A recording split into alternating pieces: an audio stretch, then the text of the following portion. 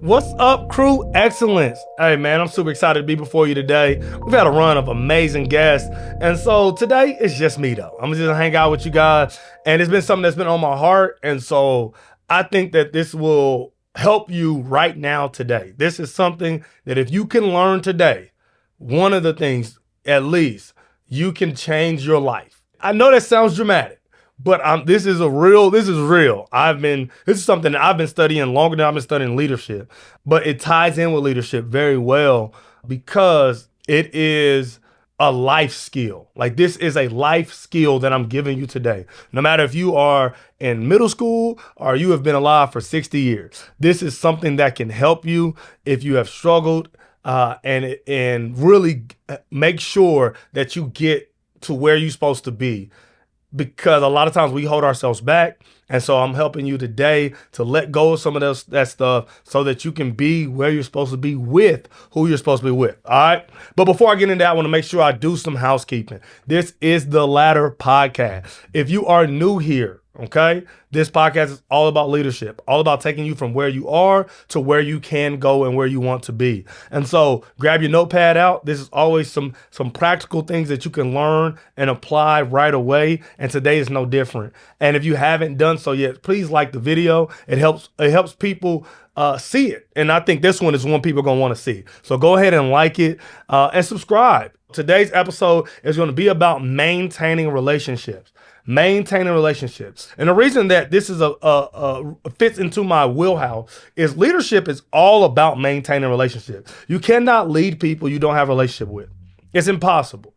Even if the relationship is pseudo, like we see right now with online, people have pseudo relationships with people they follow. That is still a relationship. So you cannot lead people without having a relationship with them.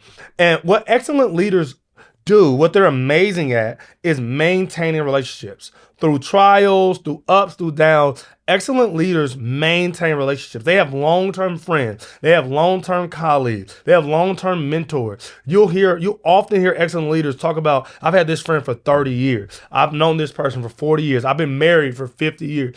Excellent leaders maintain relationships. They're really, really good at it. And I'm going to tell you 3 things to avoid. Most of us are okay at relationships. We like the people who like us. We're friends with the people who are easy to be friends with. The family members that we agree with, we talk to. And that's just kind of how we do relationships. Culture has really done a number on our desire to maintain relationships. This cutoff culture, or this ideal that you don't need anyone, or that you are by yourself. These are ideals. These are themes of our culture today that are unhealthy. God created us in community. That's why all people, no matter where they are, no matter what time they exist, they search for community. That's why when you don't have community, there are mental illnesses for it, right? You begin to feel disassociated. Things happen in your brain when you don't have community. If you don't believe me, study people that live in solitary confinement, people that are in jail, or people that are bedridden and they don't get to see anyone. Like do a little bit of research on Google, and you'll see that not being around people makes you unwell. And so to me, what that tells me, and what it should tell you, is God created us for community. And so I want to really talk about, why are we missing this? What are 3 things that we're doing that's making our relationships way harder than they need to be? And I say this as someone who has multiple 20+ year relationships, and I'm only 33. So I have several friends that I have been in relationship with for almost 30 years. And we have moved, we have gone through things. They've been through life stuff, I've been through life stuff, and we are still like good friends because this is one of my superpowers. My wife will tell you, anybody that's been around me will tell you, this is one of my superpowers. I am really good at relationships. I am really, really good at building them, maintaining them, even with people I disagree with, even with people who have very different ideologies than me, different religions, different child backgrounds, racial backgrounds. Like, I am able to maintain relationships through a lot of different stuff because I avoid these three things. So these are three things you need to avoid. And if you stick around to the end, I'm gonna have a Bible verse that ties it all together. Okay. So these are three things that you need to avoid if you want to get better at maintaining relationships. All right, you with me? Let's roll. Number one is taking things personally. Now, I know some of you, this is it. This is it. This is the one. Taking things personally. I think so many times we are in relationship with people that we love, that we admire, that we appreciate, and then something happens, something said, something's done or not done, and we take it personally. We take it as a personal attack to us. And once you take it personal, that damages the relationship. And sometimes it's irreparable. Sometimes you take it so personal that you and that person that you love and admire can never be close again because you are so, you feel so attacked by what has happened. And this is my theory. Okay. This is how I'm able to avoid this is I listen to what's said. I watch what's done or not done, and I assess, does this have something to do with me? Or, which is much more likely, almost like a 99%, does this have something to do with them? And if it doesn't have something to do with me, right? Like let's start. Say it does have something to do with me and it is personal. I assess if it's true or not. Is what they're saying true? Am I always late? Am I inconsiderate? Am I selfish? Whatever's being said, is it true? If the answer is yes, that's my friend. They wouldn't be telling me something that's true if they weren't my friend. Thank you. I'm gonna work on that. That's what friends are for. That's what relationships are for. Iron sharpens iron. We're all trying to be better. If my friend or my family member can't check me when I'm wrong, then I don't really love them and appreciate and respect them. That's just what it is. If people cannot tell you you're wrong, then you're a narcissist and you need to work on that. I'm sorry. Usually I'll be chilling, but this been on my heart. You're a narcissist. You need to work on that. If nobody can tell you when you're wrong, you need to look in the mirror, and when you don't see Jesus looking back at you from the mirror, you realize you can be wrong. Okay? You are imperfect. Okay? And so that's 1% though. That's 1%. Yes, you are wrong. They're saying something. It is personal. You should try to work on that because they're your friend and they're your family. They're somebody you're in a relationship with. They love you. They appreciate you. You respect them. You should listen. Okay? But here, let's talk about the other 99%, which is usually what 99% is mostly what happens. Somebody is having a bad day. Someone's having a bad moment. And you allow that moment, that day, to alter all the other good moments and good days you've had. So let's just do numbers, real easy numbers. You've been friends with somebody for 1,000 days and they have a bad one. That means for 999 days, y'all been good. You're going to allow the one bad day to overwhelm the 999 good ones. That's unfair. That's an unfair scale. And it's one that you can't fulfill yourself. You're going to have a bad day. And so what the way you can avoid taking things personally is allow people to have bad days, to have bad moments without it impacting your perspective of them long term. You might be like, they tripping today. You might be like, what they said was wrong. And that's fair. But to be like, they tripping today, so I'm done with them, that's unfair.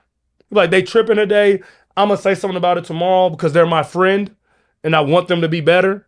Not because I'm offended, but because I think they can grow in this area, right? And so, but we had 999 good days. That's my homie still. Just because he had a bad day today, he didn't show up to my birthday party, or she didn't call me when I was going through this, or they didn't share my business on Instagram, or whatever it is, right? Allow people to have bad days and bad moments and still maintain a relationship with them. Because the reason that you should do that is because you're not perfect. So you have to allow people to be imperfect for you to maintain healthy relationships. Because what happens when you believe yourself to be perfect, or you don't even this is usually people don't even think they're perfect, but they want perfect friends, right? And what I mean by they want perfect friends, they want friends that whenever their friends are wrong, it ain't got it don't bother them, right? Like so, say like I don't like when people lie, but I don't care about if you steal. A perfect friend to me is somebody who steal all the time, but tell me the truth about it. The moment they lie, I'm cutting them off because I don't do lying. I don't do lying. But you let them steal. It's like, no, I don't do no lying. It's like, but you be stealing, but I don't lie. Like, it's this idea where we build these standards, right? That are just a lot of times they're just unhealthy. I'm just being honest. They're just unhealthy. If people cannot have bad days around you or bad moments, you are holding them to an unhealthy standard. And so stop doing that. Avoid that. Avoid taking things personally. Okay, that was number one. Number two, stop making assumptions. Stop making assumptions. Ask. Just ask. It's so much easier and it's so much healthier to when something happens, you just ask and you say, hey, when you said this, I felt like you were implying this. And you allow that person to say, oh, no, that wasn't my intention. No, I was just saying this. Or, yeah, I was saying that. And then we can deal with that. But when you make the assumption, you don't allow this person, remember, these are people we're in a relationship with. These are people that we love, admire, respect. When I make an assumption and I say things like, they know what they did, they know what they said, why do I have to tell them? Because people don't know. Just being honest. A lot of times people are doing their best. And even in doing their best, you know what people can't do? Read your mind. They can't understand your every emotion. They don't know they don't know that you've been having a bad day. And now they just seen you they've seen you for 5 minutes. But when you assume, like, no, they know what I look like when I'm having a bad day, and they still, you're not giving space for someone you love, admire, and respect to be the person that you love, admire, and respect. Don't assume. Like, ask the question, hey, when you didn't show up for my birthday, I didn't like that.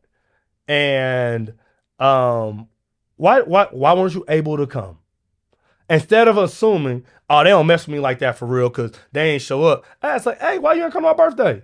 And allow them to say, hey, I had a long day at work and I wasn't up to it. And you should have space in your relationship to be like, I understand. Wish you would have came, would have been fun, but I get it. I have bad days too. I have long days at work too. I get it.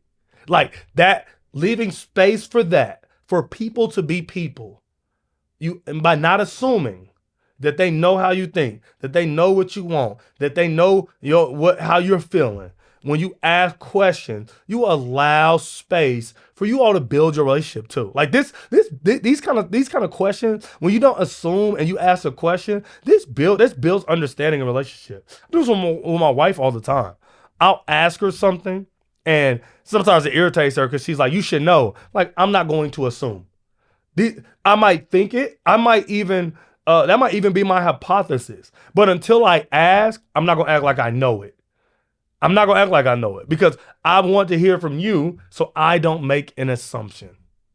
Because when I was younger in my marriage, I made a lot of assumptions, and it was 50-50. Well, that's not good. That's not good. Sometimes I was right, sometimes I was wrong. But really, if I would have just asked, I would have been 100% right every time because I would know. And so, don't make assumptions. If you don't know something for sure, ask a question. Assumptions can have you thinking something that isn't true, but you're acting like it is. I'm going to say that apart again. Assumptions can have you thinking something that isn't true, but you're acting like it is. Right? I work with teenagers and we do field trips and things like that. And I'll say, hey, you need to get this signed by your parent to go on this field trip. There's so many kids that say, oh, my mom ain't going to sign off on that. And I tell them that's an assumption. Because what will happen is, say the kid tells me that, my mom ain't gonna sign off on that. And they don't ever ask their mom. but then they resent their parent for not letting them go on the field trip when they never asked their parent if they could go on the field trip. And so there's resentment building from a no that you never got. And think about how damaging that can be over a long-term relationship.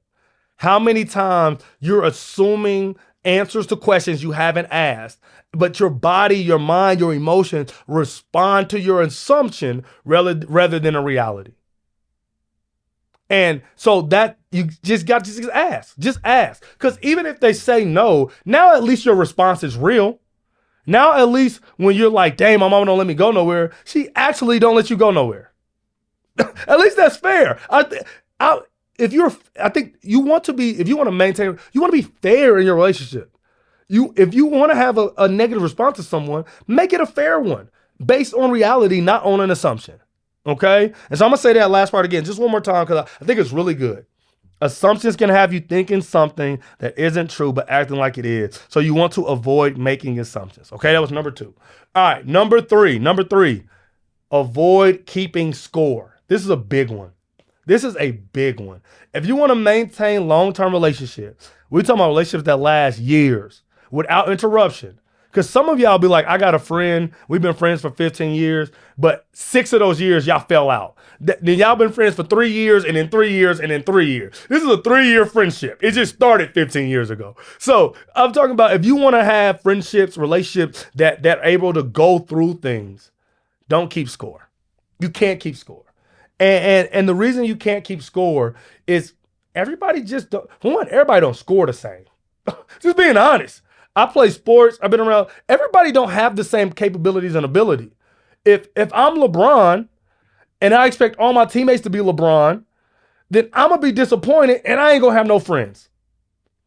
Because as much as I love Mario Chalmers, he can't be LeBron. And if LeBron expects Mario to be LeBron gonna be disappointed. And so everybody's life is different. The way everybody was raised is different. The way everybody's mind works is different. Their emotions are different. So when you keep score, what you're saying to people is, I want you to treat me how I treat you. And when I said that, you might have thought, oh, that's the golden rule. You're wrong. It's not the golden rule. The golden rule isn't, I want you to treat me how I treat you. It's not the golden rule. The golden rule is, I treat you how I want to be treated. That's the golden rule. It's based on how I would want to be treated, not how you're treating me. This whole return the energy, keep the same energy, that is an unhealthy concept. It really is. It is an unhealthy concept. You want to show up as yourself. If you are a person that's generous, be generous. If you are a person that shows up for everything, show up for everything. If you are a person that step out once every blue moon, be the person that step out once every blue moon and have a good time. But you being the person that step out once in every blue moon can't be mad at the person that go every time. And vice versa. You go every time, you can't be mad at the person that comes out quarterly. That's what they can do. They can come out March, and then you see them again in July, and once at Friendsgiving. That's when you gonna see them. That's still your friend, though. That's still a relationship you can have, though. And so don't keep score. Relationships are not about equality of action. They are about equity of action. And so what I mean by that is, it's not about have you came through as many times as for me as I have for you. That's keeping score. That's unhealthy. That's not a good relationship model. It's just not.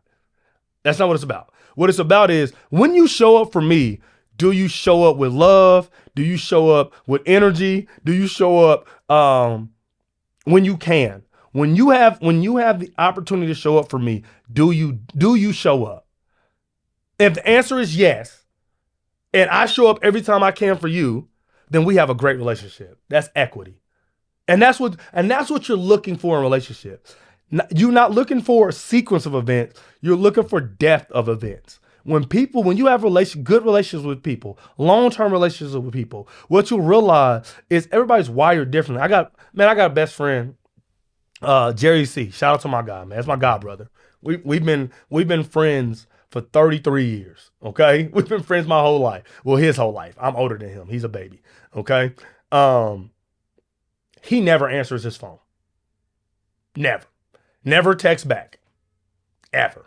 He does it. I'll text him. He'll see me 3 months later and act like I didn't text him. Okay? That's what he does. That's my guy. I love him dearly. Now, if he texts me, I'm going to respond right away because that's who I am. I communicate through text very easily. It's not a burden to me. It doesn't cost me anything. I don't easily forget to text people back or call people back. That's not an issue for me. It would be unfair for me to hold him to that standard because that's not who he is. Now, every time I see him, I'll be like, hey, bro, it would be nice if you called me back. But that's because I love him and I want to talk to him. Not because I'm keeping score and saying, hey, you don't call me as many times as I call you. Okay? Even like right now, this moment, I'm not disparaging Jerry C. Like, I'm not saying he's wrong or bad. I'm just saying we're different. But allowing space, if I kept score, I could not allow space for our differences. And I could not maintain a relationship that's great. Like, when we see each other, we hug, it's smiles, it's joy. He know I can call him he know he can call me if he needs me. I will never call him if I need him. I was like, call his mama and see if she's around him. But like, we know we got each other's back, man. It's the truth of the matter. And so keeping score doesn't allow you to hold long-term relationships because you're always counting. Oh, I loaned them money, but they ain't loaned me money. Oh, I came to their kid's birthday, but they ain't come to my kid's birthday. Oh, I went to their housewarming, they ain't come to my housewarming. When I got a new job, they didn't even tell me thank you on Facebook. When they got a new job, I threw them a party. Like, that's exhausting, y'all. That's exhausting. To live your life and keep score all your relationships, it's exhausting. Let that go. Let that go. And what you'll realize is you have a lot more freedom to be in healthy relationships because you're not worried about if you're scoring more than your friend. You're not worried about if you're scoring more than your sister or if you're scoring more than your mom or your cousin. All you're worrying about is, are we winning? That's the difference. If you're in a relationship with people, what do you want? You want them to win. That's what being in a relationship. I want you to win. And so all I'm concerned with is, are we winning? I'm not concerned with if you scoring more than me. I'm like, bro, we winning. You doing good. I love that. I want to hear that. I'm happy for you. I'm genuinely happy for you. Right? And when you got some space, you got some time, let's catch up. Even though I'm the person, even though I always show up, hey, you going to, man, call me when you got some time, bro. I would love to catch up. Let's go do lunch. Like that. And this is what I don't want you to do. I don't want you to take those notes, avoiding those things. But I don't want you to walk away and be like, Justin is different. No, it's not. This is not a Justin thing. I promise you it's not. This is not a Justin thing. This is a thing that people do when they value relationships. And a lot of people don't value relationships. They value themselves. They value their peace. That's the thing. I just gotta protect my peace. Man, shut up. Have you seen the world we live in, bro? Like, come on, man. Come on, man. Like, what, live life, bro. If you can't live life and protect your peace, it's just hard, bro. It's crazy outside. Like, but if you value relationships, you avoid these things because the person that you're in a relationship with is more important than any of these singular moments, than any of these singular days. Like, I love you more than this bad day. I love you more than this bad moment because I value our relationship. And the way I can show you I value our relationship is when we disagree, when we're not on the same page, when we button heads, I still show up for you because I love you, and I don't love you because we agree. I don't love you because you did what I tell you to do.